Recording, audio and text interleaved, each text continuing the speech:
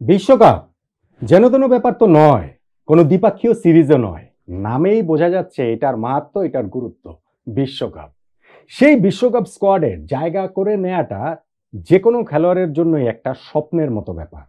বাংলাদেশ জাতীয় দল সামনে যে বিশ্বকাপ খেলতে যাচ্ছে, ক্রিকেট দল, ক্রিকেট বিশ্বকাপ, টি-20 বিশ্বকাপ, সেইখানেও সেই 15 জন ক্রিকেটার যারা থাকবেন তাদের জন্য বিশ্বকাপ খেলাটা ডেফিনেটলি একটা বড় অর্জনের ব্যাপার হবে। কিন্তু বাংলাদেশ এমনই একটা দেশ যেইখানে বিশ্বকাপ স্কোয়াডে জায়গা করে নিতে খুব বেশি কিছু করতে হয় না। অনেক ক্ষেত্রেই, অনেকের ক্ষেত্রেই একটা একটা মাত্র ম্যাচ ভালো খেললেই বিশ্বকাপ স্কোয়াডে জায়গা করে নেওয়া যায়। বাংলাদেশের এইবারে বিশ্বকাপ স্কোয়াডে শেষ পর্যন্ত কোন 15 জন থাকবে সেটা নিয়ে অনেক আলোচনা হচ্ছে, অনেক জল্পনা কল্পনা হচ্ছে। আমি নিজেও একটা ভিডিও করেছিলাম মনে হয় আরো সপ্তাহ দুয়েক বা আরো বেশি আগে। সেখানে বলেছিলাম বিশ্বকাপ স্কোয়াডে 12 জন আসলে নিশ্চিত, 3টা জায়গা নিয়ে এখনো অনিশ্চয়তা রয়েছে। ওই যে 12 জন নিশ্চিত বলছি, তার মধ্যে অন্তত 3জন রয়েছেন যারা বিশ্বকাপ স্কোয়াডে জায়গা করে নিয়েছেন এক ম্যাচের পারফরমেন্সে। এবং শেষ যে 3টে স্পটের কথা বলছি সেইখানেও এক ম্যাচের পারফরমেন্সেই বিশ্বকাপ স্কোয়াডে জায়গাটা পাকা হয়ে যেতে পারে। এমন ক্রিকেটারও হতে পারে যিনি বিশ্বকাপ স্কোয়াডে নাম ঘোষণার সময় হয়তোবা টি-20তে তার অভিষেকই হয়নি। এখন শেষ পর্যন্ত গিয়ে আমাদের আরো একটা আলোচনার কথা এখানে রয়েছে যে আমাদের যে বিশ্বকাপ স্কোয়াডটা দেওয়া হবে, যে দলটা দেওয়া হবে, সেই দলটা আমি কাদের কাদের কথা বলছি সেই আলোচনাটা এখানে করবো। এবং বিশ্বকাপের জন্য আমাদের যে ইনিশিয়ালি 15 সদস্যের দল দেওয়া হবে, শেষ পর্যন্ত গিয়ে সেই 15 জন বিশ্বকাপ খেলবেন না। আমি এই বিষয়ে একেবারে নিশ্চিত। কেন খেলবেন না সেটাও হচ্ছে গিয়ে আপনাদের কাছে এটা ক্লিয়ার করি যে বিশ্বকাপের দল ঘোষণা করার শেষ তারিখ হচ্ছে গিয়ে 1 মে। এটা হচ্ছে গিয়ে ডেডলাইন, ফার্স্ট ডেডলাইন বলতে পারেন। 1 মের মধ্যে প্রত্যেকটা দল বিশ্বকাপে অংশগ্রহণকারী এই 20টা দলেরই কিন্তু তাদের স্কোয়াডটা দিয়ে দিতে হবে 15 সদস্যের। এরপরে গিয়ে 25 তারিখে গিয়ে 25শে মে পর্যন্ত একটা ডেডলাইন রয়েছে, যেই সময়ের মধ্যে সেই স্কোয়াডে পরিবর্তন আনা যাবে। কোনো টেকনিক্যাল কমিটির অনুমোদন কোনো কিছু লাগবে না। টিমগুলো চাইলে এই জায়গাটাতে পরিবর্তন আনতে পারে। বাংলাদেশের ক্ষেত্রে এই ঘটনাটা ঘটেছিল 2022 সালে টি-20 বিশ্বকাপে, এরকমই একটা সুযোগ ছিল। এবং আমাদের ইনিশিয়াল যে ওয়ার্ল্ড কাপ স্কোয়াডটা ছিল 15 সদস্যের, সেইখানে কিন্তু শেষ পর্যন্ত গিয়ে 2জন বাদ পড়েছিলেন, সাব্বির রহমান এবং মোহাম্মদ সাইফুদ্দিন। এবং সেই 2জনের জায়গায় সৌম্য সরকার এবং শরীফুল ইসলাম কিন্তু বিশ্বকাপের চূড়ান্ত দলে ঢুকে গিয়েছিলেন। এখন এইবারে বিশ্বকাপ স্কোয়াড ঘোষণা করার শেষ তারিখ হচ্ছে 1 মে। 1 মের আগে তো আর আমাদের কোনো খেলা নেই। জিম্বাবুয়ের বিপক্ষে আমাদের যে সিরিজটা রয়েছে সেটা 3রা মে থেকে শুরু হবে।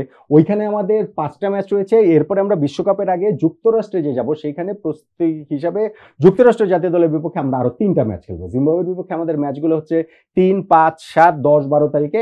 আর যুক্তরাষ্ট্রের বিপক্ষে ম্যাচগুলো হচ্ছে 21, 23 আর 25 তারিখে।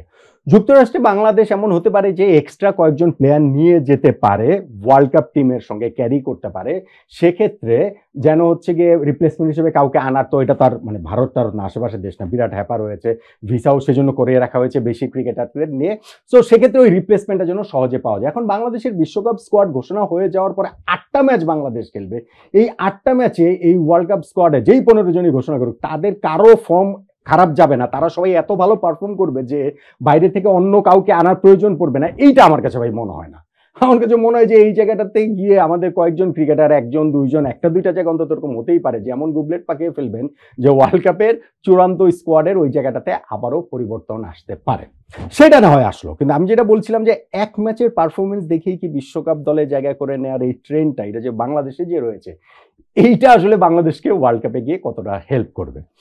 যেমন ধরেন আমি আপনার বলি যে 12 সদস্য যে স্কোয়াডটার কথা বলছিলাম, সেখানে আমি বলছিলাম যে 3জন ক্রিকেটার যারা আসলে বেসিক্যালি এক ম্যাচের পারফরমেন্সে ওয়ার্ল্ড কাপ টিমে জায়গা করে নিয়েছেন। ধরেন জাকের আলী অনেককে বাংলাদেশের ওয়ার্ল্ড কাপ টিমে থাকবে, টি-20 ওয়ার্ল্ড কাপ টিমে থাকবে। এখন তো হচ্ছে এটা আমরা মোটামুটি সবাই নিশ্চিত, সিলেকশন প্যানেল থেকে শুরু করে টিম ম্যানেজমেন্ট থেকে শুরু করে সবাই, যে না না জাকের আলী অনেককে ছাড়া আমাদের টিম হবেই না। আমার তো আর অনেক বা যাদের কথা বলছি তাদের বিপক্ষে কিছু না, কিন্তু আমি বলছি যে সেটা নিশ্চিত হয়েছে কিভাবে হয়েছে। ডোমেস্টিকে তিনি পারফর্ম করার পর যখন জাতীয় দলের সুযোগ পেয়েছেন, শ্রীলঙ্কার বিপক্ষে একটা ম্যাচে তিনি ব্যাটিং করেছেন, ভালো ব্যাটিং করেছেন, দুর্দান্ত ব্যাটিং করেছেন, অসাধারণ ব্যাটিং করেছেন, 34 বলে 68 রানের একটা ইনিংস খেলেছেন। এরপর আরেকটা ম্যাচে যে ব্যাটিং করার সুযোগ পেয়েছেন সেখানে কিন্তু তিনি ভালো করেননি, 13 বলে মনে হয় 4 রান তিনি করেছিলেন। কিন্তু ওই যে একটা ম্যাচে এত ভালো ব্যাটিং করেছেন যে জাকের আলী অনেক বাংলাদেশের ওয়ার্ল্ড কাপ টিমে নিশ্চিত, এইটা আমরা আসলে বলেই দিচ্ছি। আমরা একদম নিশ্চিত বলে দিচ্ছি হচ্ছে গিয়ে রিশাদ হোসেনকে, বলে দিচ্ছি না, নিশ্চিতভাবেই থাকবেন সেই রিশাদ, যিনি মূলত লেগ স্পিনার। সেই লেগ স্পিন দিয়ে ধরেন এই যে শ্রীলঙ্কার বিপক্ষে সিরিজটা তো 3টা ম্যাচে 4 উইকেট, 3 উইকেট তিনি ইনফ্যাক্ট পেয়েছেন, অসাধারণ ভালো বোলিং করেছেন, বিষয়টা সেটা না, অথবা এই পারফরমেন্সে তাকে ন্যাশনাল টিমে রাখতেই হবে, ওয়ার্ল্ড কাপ টিমে রাখতেই হবে, ব্যাপারটা সেটা না। তারপরেও তাকে মানে ওই তিনি অবশ্যই থাকছেন কেন, থাকছেন তার একটা ম্যাচের পারফরমেন্সের কারণে, এবং সেই পারফরমেন্স ব্যাটিংয়ে, বোলিংয়ে না, কিন্তু তিনি মূলত বোলার, কিন্তু ওই ব্যাটিংয়ে কি বলা চলে যে শ্রীলঙ্কার বিপক্ষে যে একটা টি-20 ম্যাচে সিলেটে তিনি একটা ইনিংস খেলেছিলেন, সেই ইনিংসটা দুর্দান্ত একটা ইনিংস তিনি খেলেছিলেন, হচ্ছে একটা ঝোড়ো 50 করেছিলেন, সেই ইনিংসটার কারণেই কিন্তু তাকে আসলে জাতীয় দলে এইভাবে কনসিডার করা হচ্ছে, এবং তিনি আসলে থাকছেনই। হ্যাঁ, এখন বলতে পারেন যে ঋষাদ তো ওয়ানডে তো একটা ভালো ইনিংস খেলেছেন, ওইখানে তিনি 18 বলে অপরাজিত 48 রান একটা ইনিংস খেলেছেন, তো ওয়ানডে আর টি-20 যদি আবার এক করে ফেলেন, তখন কিন্তু আবার আলোচনার জায়গাটা আরো অনেক ব্যাপক হয়ে যাবে, বড় হয়ে যাবে। যেমন ধরেন থার্ড যে প্লেয়ারটা আমি বলবো যে একটা ইনিংস খেলে ন্যাশনাল টিমে আবার তার জায়গাটা পাকা করে ফেলেছেন, সেটা হচ্ছে মাহমুদুল্লাহ রিয়াদ। রিয়াদকে জাতীয় দল টি-20 থেকে বাদ দেওয়া হয়েছিল সেই 2022 টি-20 ওয়ার্ল্ড কাপের আগে আগে, পুরো দল যখন একটা চেঞ্জ করে, রিয়াদ ক্যাপ্টেন ছিলেন, তারপরে তাকে অল টুগেদার দল থেকেই বাদ দেওয়া হলো। এই যে এতদিন পর তিনি টি-20 স্কোয়াডে ফিরলেন, ফিরে শ্রীলঙ্কার বিপক্ষে তিনি 30 বলে 53 রানের একটা ইনিংস খেলেছিলেন। তারপরে যে ম্যাচটা সুযোগ পেয়েছেন সেই ব্যাটিংয়ের, সেখানে কিন্তু তিনি ফার্স্ট বলে আউট হয়ে গেছেন। যেটা আমি বলছিলাম যে যদি আপনি ওয়ানডে টি-20 একসঙ্গে মেলাতে যান, ঋষাদের ক্ষেত্রে যেটা মেলানো হয়েছে, সেটা তো মাহমুদুল্লাহ রিয়াদ তো ওয়ানডে সিরিজে শ্রীলঙ্কার বিপক্ষে 2টা ম্যাচে, 3 ম্যাচের মধ্যে 2টা ম্যাচে তিনি একটাতে 0, একটাতে 1 রান করেছেন, আর একটাতে 37 করেছিলেন। ফলে এইটাকে আর এইটাকে যদি মেলান, তখন কিন্তু রিয়াদেরটাও মেলাতে হবে। তো আলটিমেটলি গিয়ে ওই রিয়াদ যে একটা ইনিংস খেলেছেন, সেই একটা ইনিংসের কারণেই কিন্তু ন্যাশনাল টিমে বা টি-20 ওয়ার্ল্ড কাপ স্কোয়াডে তার জায়গাটাও নিশ্চিত। এখন আমি বলছি রিয়াদের কথা, বলছি ঋষাদের কথা, বলছি জাকের আলী অনেকের কথা, সত্যি সত্যি একটা মাত্র ইনিংস খেলেই তাদের জাতীয় দলের জায়গাটা কনফার্ম হয়ে গিয়েছে। এখন ফাইনালি গিয়ে আমাদের ওয়ার্ল্ড কাপ স্কোয়াডটা যারা থাকবেন, ওই ওয়ার্ল্ড কাপের 15 জনে থাকুন কিংবা না থাকুন, আরো কয়েকজন হতে পারেন যারা জিম্বাবুয়ের বিপক্ষে 5 ম্যাচের সিরিজের কোনো একটাতে, স্পেশালি জিম্বাবুয়ের বিপক্ষে সিরিজে, আমেরিকার বিপক্ষে বা যুক্তরাষ্ট্রের বিপক্ষে সিরিজে 3টা ম্যাচ আমি বাদে দিলাম, এইখানে ভালো পারফর্ম করে ন্যাশনাল টিমের যার জায়গাটা বা ওয়ার্ল্ড কাপ স্কোয়াডের জায়গাটা, যদি তিনি ওয়ার্ল্ড কাপের ইনিশিয়াল স্কোয়াডে থাকেন তাহলে পাকাপোক্ত করতে পারবেন, অথবা না থাকলেও তিনি তার জায়গাটা করে নিতে পারবেন। তারা কারা? মোহাম্মদ সাইফুদ্দিন। মোহাম্মদ সাইফুদ্দিন কিন্তু 2022 সালে ওই যে বলছিলাম যে ওয়ার্ল্ড কাপের ইনিশিয়াল স্কোয়াডে তিনি ছিলেন, তারপরে ফাইনালে গিয়ে তাকে বাদ দেওয়া হয়েছে, 2জনকে বাদ দেওয়া হয়েছে, ওর পরে কিন্তু মোহাম্মদ সাইফুদ্দিন জাতীয় দলে আর খেলেন। গত 1.5 বছর ধরে তিনি ইনজুরির সঙ্গে লড়াই করেছেন, ইনজুরি কাটিয়ে ফর্মের সঙ্গে লড়াই করেছেন। এইবারে বিপিএলে তিনি শুরুর দিকে খেলতে পারেননি, পরে মোটামুটি ভালো খেলেছেন, বিপিএলও তিনি মোটামুটি ভালো খেলেছেন। এখন সাইফুদ্দিন 1.5 বছর পর জাতীয় দলে জিম্বাবুয়ের বিপক্ষে সিরিজে তিনি থাকবেন নিশ্চিতভাবেই।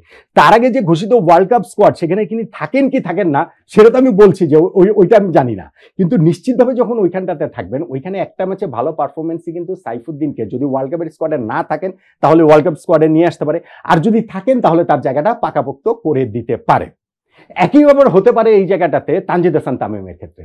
তানজিদ হাসান তামিম বাংলাদেশের হয়ে 15টা ওয়ানডে ম্যাচ খেলেছেন, এখন পর্যন্ত তার কোনো টি-20 তিনি খেলেননি, অথচ টি-20 ওয়ার্ল্ড কাপ স্কোয়াডে তার নামটা ঘোষণা হয়ে যাওয়ার সম্ভাবনাটা প্রবল, যে তিনি টি-20 এখন পর্যন্ত তার ডেবুই হয়নি, যার তিনি টি-20 ওয়ার্ল্ড কাপ স্কোয়াডে সরাসরি জায়গা পেয়ে যাবেন। হ্যাঁ, যদি জায়গা পেয়ে যান, তার আগে তিনি জিম্বাবুয়ের বিপক্ষে বা হচ্ছে গিয়ে যুক্তরাষ্ট্রের বিপক্ষে সেই সিরিজগুলো 2টা সিরিজ খেলার সুযোগ পাবেন, ওয়ার্ল্ড কাপের ঠিক আগের 1 মাসে তিনি 8টা ম্যাচ খেলার সুযোগ পাবেন, কিন্তু টি-20 ম্যাচে এখন পর্যন্ত তার অভিষেক হয়নি। হ্যাঁ, তার দুর্দান্ত একটা স্পেশালি সেকেন্ড হাফটা বিপিএল এ ভালো কেটেছে, যেখানে 384 রান করেছেন, সেঞ্চুরি করেছেন, 70 রানের ইনিংস খেলেছেন, প্রেসার ইনিংস খেলেছেন, ওই মার্কুটি ইনিংস তিনি খেলতে পারেন, ইনিংসের শুরু থেকে সব ঠিক আছে, কিন্তু টি-20 ম্যাচে এখন পর্যন্ত তার ডেবু হয়নি। সো তানজিদ তামিমের জন্য স্পেশালি জিম্বাবুয়ের বিপক্ষে সিরিজটা কিন্তু একটা অগ্নি পরীক্ষা।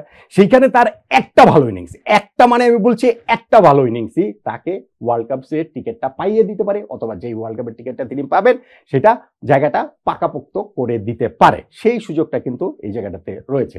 একই কথা ধরেন হচ্ছে গিয়ে এরকম আমাদের আরো বেশ কিছু ক্রিকেটার রয়েছে যাদের জায়গাগুলো নিয়ে অনিশ্চিত জায়গা রয়েছে, সেই ক্রিকেটাররা যদি ওরকম একটা ভালো পারফরমেন্স করে ওয়ার্ল্ড কাপে তার জায়গাটা নিশ্চিত করে ফেলতে পারেন। আমার মনে আছে যে আমরা শরীফুলের কথা বলছি, গত বছরটা তার দুর্দান্ত কেটেছে, সেই শরীফুল কিন্তু এই ওয়ার্ল্ড কাপের বাংলাদেশের যে 2023 যে ওয়ানডে ওয়ার্ল্ড কাপ, সেই স্কোয়াডে তার জায়গাটা নিশ্চিত ছিল না। জায়গাটা কিন্তু তার আগের যে একটা সিরিজে তিনি 1 ম্যাচে 4 উইকেট পেলেন অন্যান্য পেস বোলারদের বিশ্রামের সুবাদে, ওইখানেই কিন্তু তিনি জায়গাটা নিশ্চিত করে ফেলেছেন। ফলে জিম্বাবুয়ের বিপক্ষে যে সিরিজটা রয়েছে, সেই জায়গাটাতে আমার কাছে মনে হয় আমাদের অনেক ক্রিকেটারের ক্ষেত্রেই ওই 1 ম্যাচের হিসাবটা চলে আসবে, যে 1 ম্যাচের হিসাবে ওয়ার্ল্ড কাপ টিমের জায়গাটা তারা নিশ্চিত করতে পারবেন কি পারবেন না। ওইখানকার একটা ভালো পারফরমেন্স, কিংবা ধরেন ওইখানকার হচ্ছে গিয়ে 3টা 4টা 5টা বাজে পারফরমেন্স অন্যদের ক্ষেত্রে, সেইটা তাদের জন্য সেই দরজাটা খুলে দিতে পারে। বিশ্বকাপে যখন আপনি খেলতে যাবেন তখন অন্ততপক্ষে, আমি এটা বলে রাখছি, ওয়ার্ল্ড কাপের আগে অবশ্যই এটা নিয়ে আমরা আলোচনা করবো, আমাদের অন্ততপক্ষে এরকম 5 জন ক্রিকেটার থাকবেন যারা ওয়ার্ল্ড কাপ স্কোয়াডে জায়গা পাবেন শেষ পর্যন্ত গিয়ে এক ম্যাচের হিসাবে। এখন পর্যন্ত তো আমি 3 জনের কথা বললামই, সঙ্গে এরকম আরো অন্ততপক্ষে 2 জন অ্যাড হয়ে যাবেন, এবং সেই 2 জন অ্যাড হওয়ার সম্ভাবনাটা অনেক বেশি মোহাম্মদ সাইফুদ্দিন এবং তানজিদ হাসান তামিমের। বিশ্বকাপের 15 জনের স্কোয়াডে 5 জন যদি সিলেক্টেড হন এক ম্যাচের পারফরমেন্সের ভিত্তিতে, তারপরে আসলে আমরা বিশ্বকাপে বাংলাদেশের পারফরমেন্স নিয়ে অনেক বড় আশা কি করতে পারি? ওই অনেক বড় আশা করাটা কি একটু বাড়াবাড়ি হয়ে যায় না?